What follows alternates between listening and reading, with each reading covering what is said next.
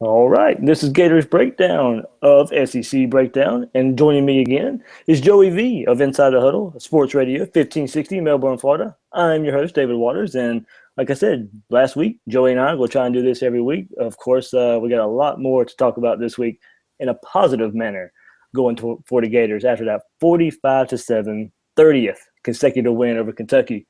Joey, man, how you doing tonight? Hey, how's it going, David? I'm great. We get to talk about, like I said, more positive for the Gators. It was a little bit of Gators of old. I guess we could say. So, what was your biggest, just to the point takeaway of what you saw this past Saturday from the Gators versus Kentucky? Well, we talked about it last week. Improvement along the offensive line. Started out a little slow, a little dicey, but as soon as Juwan Taylor came in and replaced Fred Johnson, good things started happening. I mean, see how that works?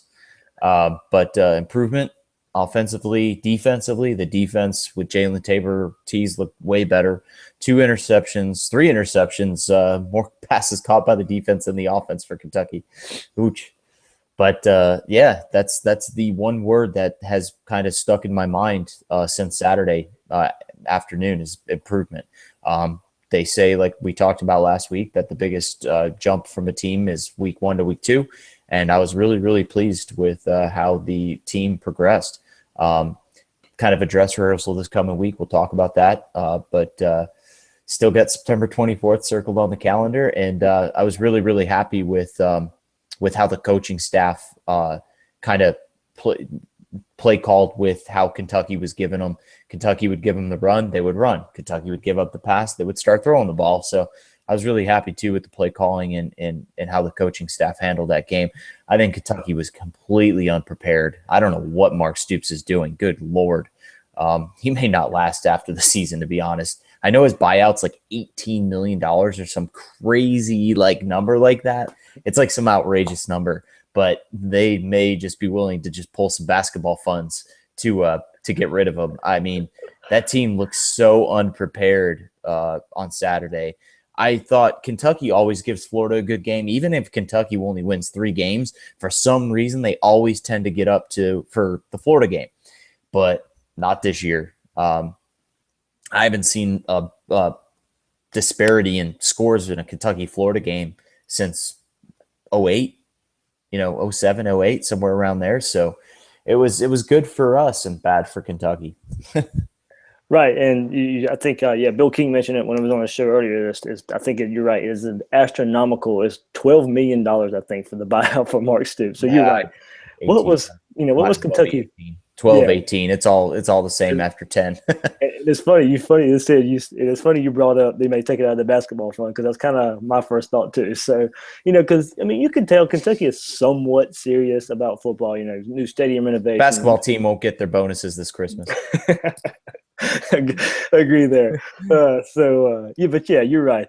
So I wasn't very high on Kentucky with just, seeing what Mark Stoops has done so far, because he has recruited better for that program, and it may be the next guy who takes advantage of that. But looking at that defense, he is a defensive guy. He is a defensive coach from that Florida State staff, and somehow they got worse on defense. Every year he's been there, they've been worse on defense. Yep. With better athletes. So I can't figure out what he's doing there. So yeah, you're right. I wasn't high on Kentucky, but I did not see the 45-7 coming. 30-10. I think you and I talked on Twitter of kind of a score projection of what we thought, and that's what I went with. But yeah, Florida 564 yards of offense, highest total in an SEC game since Vanderbilt in 2001, when Florida had 571. Joey, think about it, man. Tebow, Urban Meyer, Yep. Chris Leak. Yep. If you think about it, you thought you would have seen that number somewhere along there. Yeah, and that kind of makes me wonder, is Kentucky that bad, or is Florida actually a lot better than we thought they were this year? Did we listen to the media too much and think that they maybe weren't as good because we finished on that 3-game skid at the end of the season, and maybe they really did improve a lot this offseason? Or is Kentucky just so much in the tank that game kind of was an aberration on Florida's schedule? We'll kind of know more. North Texas is atrocious. I mean, they're bad. They're one of the worst teams in the non-Power 5. But, kind of probably see some backups by the third quarter on Saturday. But that September 24th game to me is really the only true test that Florida's going to have before the heavy hitters of October start. You got Vanderbilt. Vanderbilt's not very good this year. They're actually worse than we thought they would be. But then LSU's coming into town, and we don't know. Les Miles is kind of coaching for his job right now. And we don't know what Danny Ettling's going to do now that he's probably going to be the guy. Is their offense going to get better? We don't know. And then, you got a couple games. You got Georgia coming up, and then you get to, like we were talking about before the show started, Arkansas. So we're going to know more in the next 6 weeks as opposed to right now. I'm reserving judgment right now on Florida and what they're going to do. I'll make that call in our show in 2 weeks from today. But as far as Saturday is concerned, very, very pleased. I actually kind of felt bad for Kentucky fans. They have been demoralized. I do not feel bad one iota during basketball season for them, but I mean, they're just deflated, man, about their football team. They're on Feinbaum yesterday and today, just saying, "Wow, we might not even win 2 or 3 games this year." I mean, and they were really hoping this was going to be the bowl eligible season. I mean, it was supposed to be. Was this Stoops' 3rd season at Kentucky? 3rd season or 4th season? I think it's 4th. 4th season.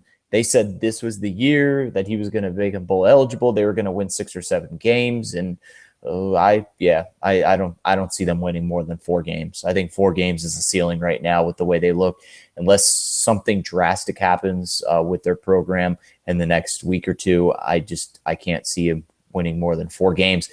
And we thought that South Carolina and Missouri were going to be the bottom feeders of the East. It's probably going to be Kentucky. So, is the schedule been released yet? The schedule has been released. Yes. So, what do we got? I mean, by the time this airs, it won't be breaking news, but I'm sure you'll see this. September 2nd, well, we've known about this matchup for a little while. So this is the 2017 release for the Florida Gators schedule here. September 2nd, Michigan and Dallas. So, everybody looking forward to Jim McElwain versus Jim Harbaugh again, last year's bowl game matchup. Next week, Northern Colorado. And, Joey, you mentioned it before. We've seen, before we went on here, Tennessee back on the 3rd week of September, 3rd game of the year for Florida. So, back in its normal spot there. Yep. Then at Kentucky, Vanderbilt, at LSU, October 7th. And then on the rotation of the West teams, Texas A&M comes to the Swamp. So you have circling that game already. Oh yeah, at LSU, Texas A&M coming in the very next week without Myles Garrett. So Florida catches a break there. Myles Garrett will be not an Aggie next year. So that was October. But Dalen Mack will. Yes, he will. Yeah, plenty of talent on A&M, but don't get me wrong there. And then so that was October 14th. Texas A&M comes to the Swamp, and then of course the bye week. October 28th will be Georgia. The Halloween weekend showdown in Jacksonville. And then Florida will travel at Missouri, at South Carolina, back-to-back, November 4th and 11th. And then UAB gets its football program back. So in their first year back, they will travel to the Swamp November 18th, the week before the season finale, November 25th, Florida State. So, Joey, if you look at this, Michigan, Tennessee, LSU, Texas A&M, Georgia, Florida State. Half of Florida's schedule, you probably could say right now, can make a case they will be ranked when they play Florida next year. So, 2017 schedule is not an easy one for the Gators. And this year, maybe the Florida's easiest schedule they've had 20 years. I think, if you're the coaching staff, I know they don't project ahead, but I think you got to look at the schedule and say, we got to win this year. We got to do something this year while we have this schedule. I mean, we talked about it before. Florida doesn't travel out of the state of Florida, but for 2 games, Arkansas and Nashville. That's it. Those are the only 2 games out of the state of Florida. So I think Knoxville. Knoxville. Excuse me, Nashville. Yep. Knoxville.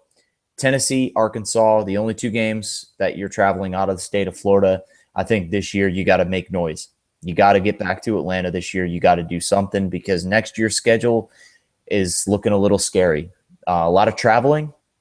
Got to go to LSU, to Kentucky, to Missouri, to South Carolina. A lot of miles on the jet, and to Dallas. Damn. So a lot of miles on the jet next year. So, and not to mention probably a big new look Gator defense next year with this. Yes, a young defense next year.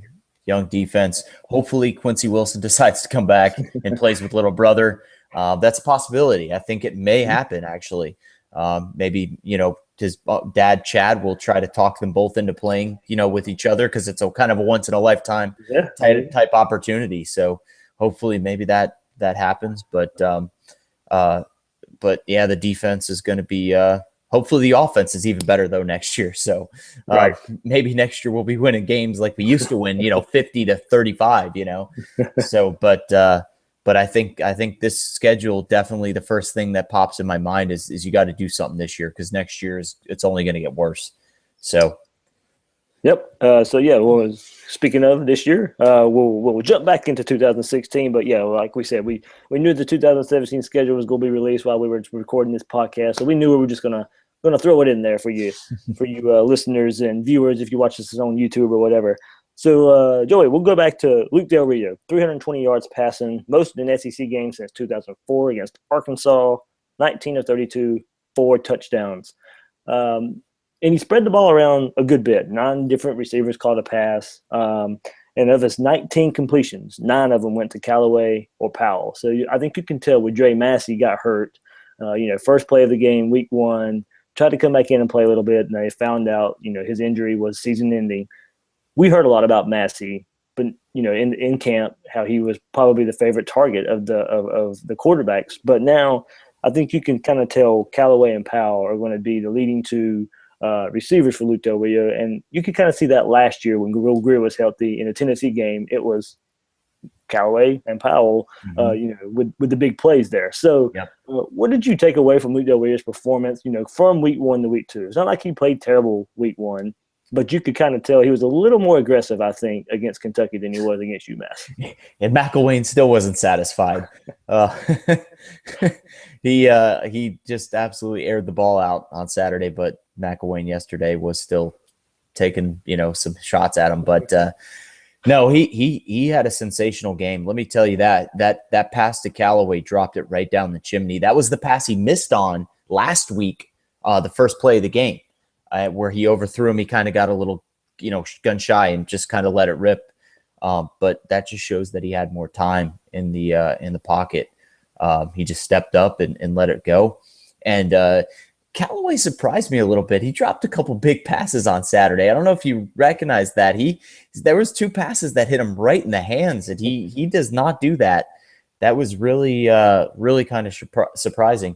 Powell, I mean, he's going to do his thing. He's like a little midget, and he just runs through people and by people, and I love it. But good to see the tight ends get involved too on Saturday. Seeing Keontae Lewis come back, catch a couple passes. Saw a couple Twitter jokes. He really packs a punch.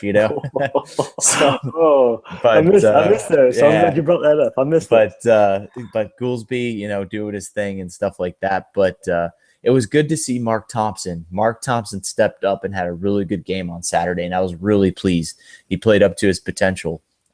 Good to see, man, LaMichael Perine, man, good God. After that fumble on Saturday, he made it his personal mission just to tear people apart. He was a stud. And, I think that our backfield at the University of Florida is set for years to come with LaMichael Perine. I'm excited about him. I actually think somebody called him Warren Sapp said he looks like a faster Emmitt Smith because he wears 22. Yeah. So I was like, wow, that's pretty high praises coming from a 3-technique Hall of Fame defensive tackle. So, it's wow. But I'm really excited about the way Luke Del Rio's playing. I think even Feinbaum said on his show today that Florida's improved the most important position on the field. That's the quarterback position. So definitely can credit Doug Nussmeier for that and Jim McElwain. I think we talked about this before, but last year they tried to get Del Rio early. They tried to get him eligible last summer because he was supposedly the best quarterback out of Harris and Greer. So we kind of had the expectations that he's meeting right now for him.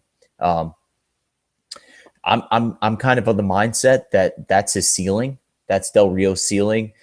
He's like kind of a lower ceiling but low floor or high floor guy. You know what I'm saying? Like Right. you're not gonna get a low floor, but you're not gonna get like a 40,000 altitude ceiling like you would with a guy like Jalen Hurts or DeAndre Francois probably, or Deshaun Watson. Those kind of guys are kind of like low floor, extremely high ceiling, where I think Del Rio is like right in that middle, which is perfect for Jim McElwain. He's won 2 national championships with a high floor, low ceiling type quarterbacks.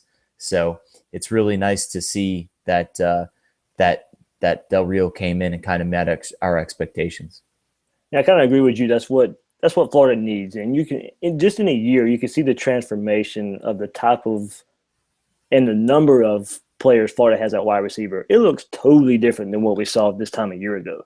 With the freshmen coming in, Callaway's more experienced, Powell's healthy now. We were counting on Massey, so maybe we'll get that next year. But just throwing in the tight ends, we saw the yak last year that they could do, especially Goolsby. He's probably one of the best yak tight ends I think you'll see. He has that little spin move he always seems to break out every now and then. And that always seems to get him an extra 10, 15, 20 yards. Mm-hmm. But Luke Del Rio, and this speaks to the whole Florida offense, but more or less him, 14 of 20 on third downs, converted 23 third downs on the season so far. So that's tied for the most in the nation right now. So I think a lot of that, going back to the Kentucky game, especially in the first half, Florida was in a lot of third and short situations. And to me, that marks the point of an experienced quarterback. He knows to third and short. That's part of a game plan. Florida knows with these 4 running backs that they have, third and short is not an impossible task.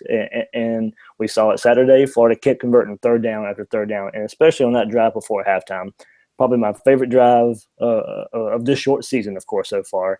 But Florida got the ball in their own 42. 4 minutes and 31 seconds until halftime. It was a 13-play, 58-yard drive that took up 4 minutes and 13 seconds. 3rd and 7, 3rd and 9, 3rd and 4, all Luke Del Rio converted first downs. So, I mean, and I remember the Ole Miss game last year, there was a drive similar right before halftime that put that game away. And pretty much we saw the same thing against Kentucky. So I think, that was Will Greer's best game. We've seen Luke Del Rio's best game, and they look kind of similar so far. Granted, Greer was a much better opponent. So, I think what we're seeing from Luke Del Rio and all the stats, all these third down conversion stats is he knows this offense. He knows this offense like the back of his hand. He knows it inside and out. And that's only helping, the third down conversions and what's going to become even more important when the SEC schedule starts. Yep. And one thing I think you're missing too out of your stats on the third down, one thing that didn't happen last year, the defense is getting rest. Third downs, the offense is converting and keeping the defense on the bench. And we saw in multiple games, especially at the end of the season, where by the end of the third quarter, beginning of the fourth quarter, the defense couldn't do it anymore. They couldn't carry the team. They couldn't do it against Florida State. What did Dalvin Cook have? Like 38 yards rushing in the third quarter against Florida. And then he ended up rushing for 120 or 130 in the fourth quarter alone. Yep. The defense just couldn't carry the load. They couldn't do it against Alabama either. Florida kept that game close all the way to halftime. And the defense just couldn't do it anymore. And I think that's very important that the offense is finally keeping the defense on the bench and on the sidelines to where they can get rest. So late in games, when the defense does need to come to the rescue, they have the energy to do so. Well, we'll go to the defense right quick. Kentucky only had 48 plays. So, there's not a lot to talk about with this defense because they really weren't on the field a lot. Mm-hmm. 5 sacks, 3 interceptions, as you mentioned earlier. Quincy Wilson with the one-handed perfect – picture-perfect interception, and it was the first turnover the Gators have had in 4 games, dating all the way back to last season and the UMass game. The first time in 4 games Florida has created a turnover, and they got 3 interceptions and a fumble, I believe. So, yeah, Quincy Wilson and Jalen Tabors, or Tease Tabor. I keep calling him Jalen. Sorry. Do it too. I'm sure he's not watching, but I apologize. I mean, you can tell it was off of film watching. He knew exactly what that wide receiver was doing and taking a step back to catch a screen pass, and Tabor looked like he was the receiver on that play. Mm-hmm. That was that interception. Speaking of Quincy Wilson's interception, the best part, I even put this on Twitter, the best part about that was Quincy Wilson's foot awareness, where he knew where his feet were to bring the ball with the one-handed grab and keep his feet in bounds and get up the field. I think that was the best part of that play. But Jalen Tabor, or Tease Tabor's interception, showed that he's been studying the film on Kentucky. He knew that play was coming before Kentucky knew that he knew that the play was coming. He read that play and knew that it was going to be a quick bubble screen to the receiver out wide. He jumped that route so fast. First of all, what a horrible play call. You got probably the best press man cover corner in the college football, and he's pressing your guy, and you throw a bubble screen in front of him? No. Especially when he has all the energy from all the offseason still in him. And I just think that was a foolish play call. The Quincy Wilson interception was just ridiculous. I mean, as a quarterback, you just have to literally just take your hat and just tip your hat to something like that. But the quarterback for Kentucky, he should have never threw that ball. He should have recognized the press coverage. The offensive coordinator should have had him check out. I mean, that's just I didn't understand that. Hats off to Jalen Tabor, to Tease Tabor for recognizing the play. Marcus May's interception. It's funny. I'm really good friends with Marcus's brother, Sean, his older brother. Marcus is from here in Melbourne. He went to high school 10 minutes from my house. I've known Sean for many years. I actually text Sean. I said, man, your brother doesn't even get credit for that. That ball literally was arm punted to him. So he started laughing. He's like, oh, man, every interception counts. But I said, yeah, I said he literally was just playing center field, and he just looked up and the ball was there. So, but no, but I was really pleased with the defense. How about Alex Anzalone? Good Lord. Have we been waiting for this for 2 years? Yes. We have been waiting for this for 2 years. It literally feels like Alex Anzalone is like a unicorn, the mystical creature that you've heard about but no one has ever seen, you know? And it's funny they call him Thor because he's like a mythical kind of god, you know, a mythical kind of legend. And with that hair, sunshine. Yes, he has lived up to the hype. I mean, him and Jared Davis are probably the best combo linebackers in the SEC, and it's not even close. I can't even think of 2 other combo linebackers in the SEC right now that are even close. But I was so excited to see Alex Anzalone kind of do his thing. And if he stays healthy, I mean, that I don't know who's going to be able to run on Florida. I think Leonard Fournette's in for a long day in a couple weeks. And I think Jalen Hurd and Alvin Kamara are in for a long day in 2 weeks. I'm just really excited about our run defense, and we know what the pass defense is going to do. Not many teams are going to be able to score in Florida. They really aren't. I mean, the biggest offensive juggernaut Florida's going to play is Florida State. Yep. And we'll see. We'll see what the teams look like at that point in time. But I think Florida's defense is going to be top 5 in the country most of the year. Agreed there. And Alex Anzalone, you brought him up. The first 3 defensive plays of the game, he was in on the tackle for every play. In the first play, it was the delayed blitz, set the tone for the rest of the game. Yep. Yeah. So you saw what Florida was going to do from that very first play. And going back to May's interception, like you said, it was a gifted because from that front 7 pressure. I mean, Drew Barker, like you just said, it was just, it looked like he was just arm punting it. I mean, because he had guys all over him or about to hit him. So, and speaking of Anzalone and Davis together, their numbers are so high right now. And the defensive lines are so CeCe Jefferson, Caleb Brantley, Brian Cox Jr., they don't have the stats because they're setting these linebackers up. It's a different scheme so far in these two games to where they're helping these linebackers fill the gaps and get a lot of the tackles. So I think it's very interesting to see. I don't think we're going to see a lot of game planning for Tennessee of North Texas because we know what Florida's going to do against Tennessee. It's going to be Tabor, you got your man. Quincy Wilson, you got your man. Yep. May, don't get beat deep. Front seven, go do your job. Now, that's what's going to be. The offense, I think, is going to be very vanilla against North Texas on Saturday. They're not going to want to give too much tape out to Butch Jones and his staff. You're probably going to see the starters pulled at halftime, maybe early in the third quarter, mid third quarter. Get some of the young guys some experience, especially this early in the season. So, everybody's expecting a 70-3 win against North Texas. It very well might not be because I very highly doubt that McElwain's going to open up the playbook against North Texas the week before the biggest game of the season.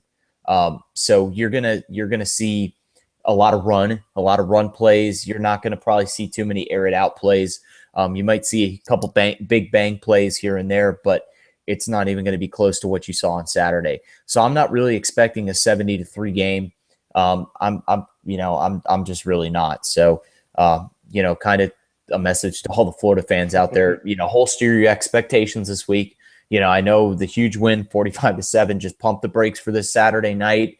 It's kind of a sleepy game, ESPNU 7:30. I doubt the Swamp's going to be rocking that night.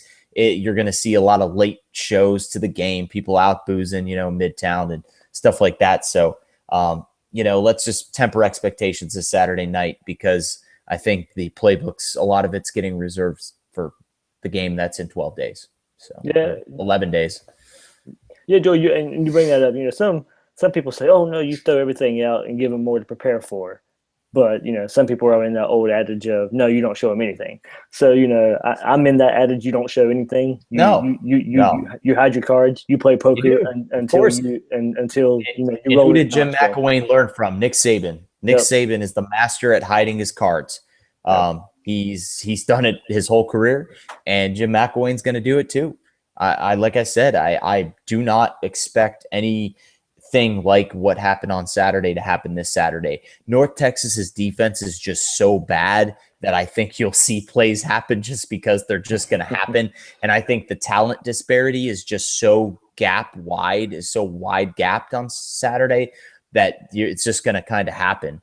But I really hope that Florida doesn't come into this game kind of just sleeping and rolling over North Texas and kind of looking ahead, because I think Tennessee did that last week. I think we can all agree that Tennessee looked over App State and looked towards this past game in Bristol. I really believe they did.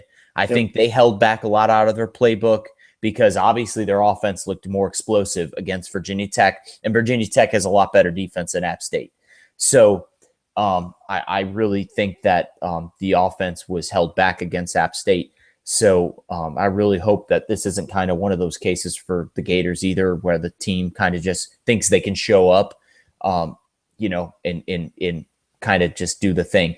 Nick Saban even just embarrassed his team this week. If you saw in his press conference, he said they had a bad week of practice. They are looking to the Ole Miss game this week instead of focusing on the team they just played. And it just, in that's kind of the mentality that I really hope Florida doesn't come out with on Saturday night. But, nothing really to preview about this game, I guess, except that, I expect Florida maybe to win something along the lines of, 38-6 or 38-3. I don't think it's going to be some 70-point win, like maybe if a couple plays break down for North Texas, maybe, Florida does put over 50 up on the board, but I'd be stunned if North Texas can score more than a touchdown against Florida. So, yeah, I think the only thing maybe you can work on in a game type situation with Tennessee coming up, maybe you work on some silent count stuff. Absolutely.